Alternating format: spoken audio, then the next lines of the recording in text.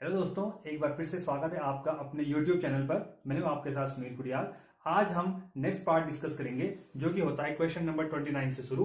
क्या है इसमें? प्रश्न 29 का दूर दृष्टि दोष क्या है, इसके निवारण के लिए किस प्रकार के लेंस का प्रयोग किया जाता है।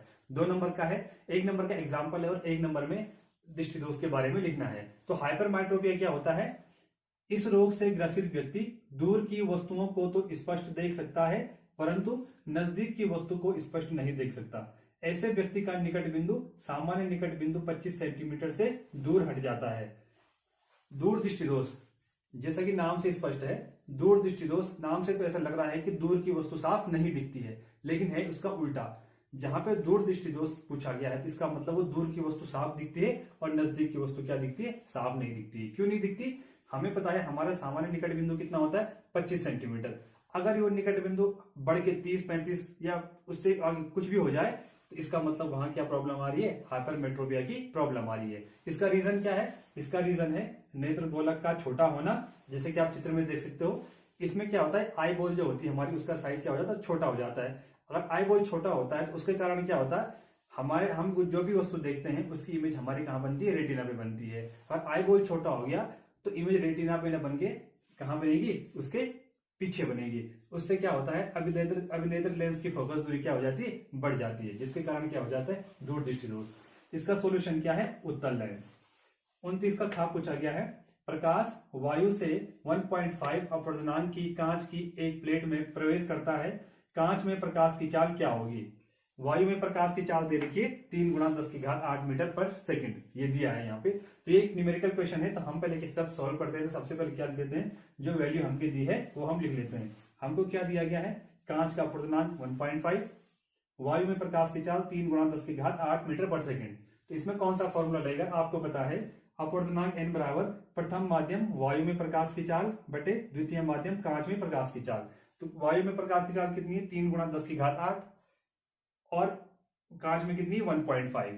तो 1.5 का अगर इसमें हम भाग देंगे, 3 में कितनी बार जा रहा है? 2 बार जा रहा है। इसका आंसर क्या आ जाएगा?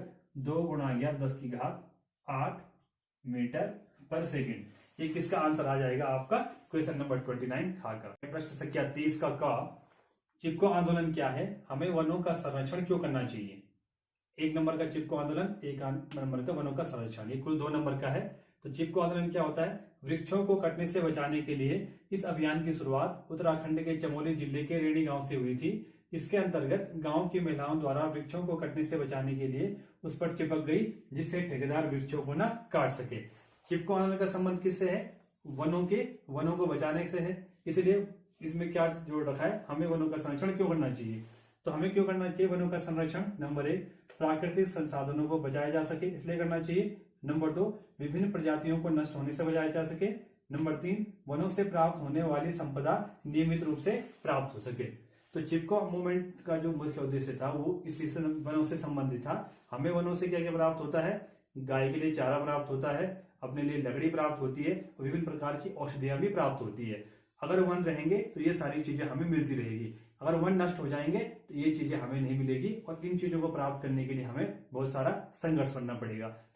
नेक्स्ट क्वेश्चन आपका क्वेश्चन नंबर 30 का ऊर्जा के अनवीकरणीय स्रोत तथा नवीकरणीय स्रोत को उदाहरण देकर समझाइए। डेफिनेशन लिखनी है दोनों की, और एग्जाम्पल भी लिखने हैं। मतलब प्रत्येक का कितना है? आधा नंबर है, तो कुल मिला के 2 नंबर। सबसे पहले हम डिस्कस करेंगे नॉन रिन्यूएबल एनर्जी। प्रकृति में ऊर्जा के ऐसे स्रोत जो समाप्त हो जाने पर पुनः प्राप्त नहीं किए जा सकते अनवीकरणीय स्रोत कहलाते हैं। एग्जाम्पल जीवाश्म ईंधन। जीवाश्म ईंधन में क्या क्या आता है? आपका पेट्रोल हो गया, डीजल हो गया, कोयला हो गया, ये सारे कौन से हैं? जीवाश्मी ईंधन है। ये जब एक बार यूज हो जाते हैं तो हमको दोबारा प्राप्त नहीं होते, तो इसलिए वो आते हैं नॉन रिन्यूएबल सोर्स में। अगला है रिन्यूएबल सोर्स। नवीकरणीय स्रोत कौन कौन से हैं? प्रकृति में ऊर्जा के ऐसे स्रोत जो निरंतर उत्पन्न होते रहते हैं और अक्षय रहते हैं, नवीकरणीय स्रोत कहलाते हैं। अक्षय का मतलब होता है अमर, ये कभी समाप्त नहीं होते हैं। तो एग्जाम्पल क्या है उसका? सौर ऊर्जा, जल ऊर्जा, पवन ऊर्जा आदि। इसलिए आपने देखा होगा इन सबको क्या, कौन सी ऊर्जा बोलते हैं? हम अक्षय ऊर्जा। प्रश्न संख्या 30 में 2 प्रश्न पूछे हैं। 2 में से कोई एक प्रश्न करना है। एक हम सॉल्व कर चुके हैं, ये अथवा में पूछा गया प्रश्न है, और एक हम सॉल्व अब कर रहे हैं। इसमें भी 2 प्रश्न है। नंबर 1 है इसमें, जैव निम्नीकरणीय तथा अजैव निम्नीकरणीय पदार्थों से आप क्या समझते हैं? 2 नंबर का है। तो सबसे पहले हम देखेंगे कि बायोडिग्रेडेबल सब्सटेंस क्या होते हैं। वे पदार्थ जो प्रकृति में स्वतः ही अपने आप नष्ट हो जाते हैं जैव निम्नीकरणीय पदार्थ कहलाते हैं। इसमें सूक्ष्म जीव पदार्थों का अपघटन करके उन्हें विषहीन बनाते हैं। एग्जाम्पल इसका गोबर, कागज, लकड़ी, पत्तियां आदि। मतलब ऐसा भी कोई पदार्थ जो प्रकृति में अपने आप क्या होता है, सड़ के नष्ट हो जाता है, खत्म हो जाता है, वो आता है बायोडिग्रेडेबल में। जितने भी पदार्थ हैं, हमने यहाँ 4 एग्जाम्पल दिए हैं, बहुत सारे ऐसे पदार्थ हैं जो बायोडिग्रेडेबल है।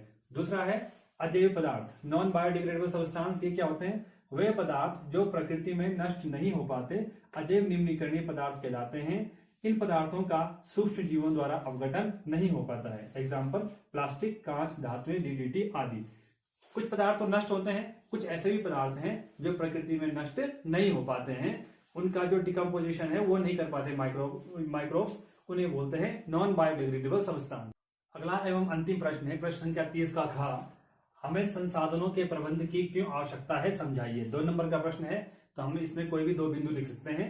तो मैंने यहाँ पे आपके पास 4 बिंदु प्रस्तुत किए हैं। ये कौन कौन से हैं? संसाधनों के प्रबंध की निम्न कारणों से आवश्यकता है। नंबर 1, संसाधन असीमित नहीं है। नंबर 2, जनसंख्या में वृद्धि के कारण सभी संसाधनों की मांग भी कई गुना तेजी से बढ़ी है। नंबर 3, संसाधनों का समाज के सभी वर्गों में समान वितरण हो। नंबर 4, संसाधनों का दोहन करते समय उत्पन्न अपशिष्टों का सुरक्षित निपटान हो।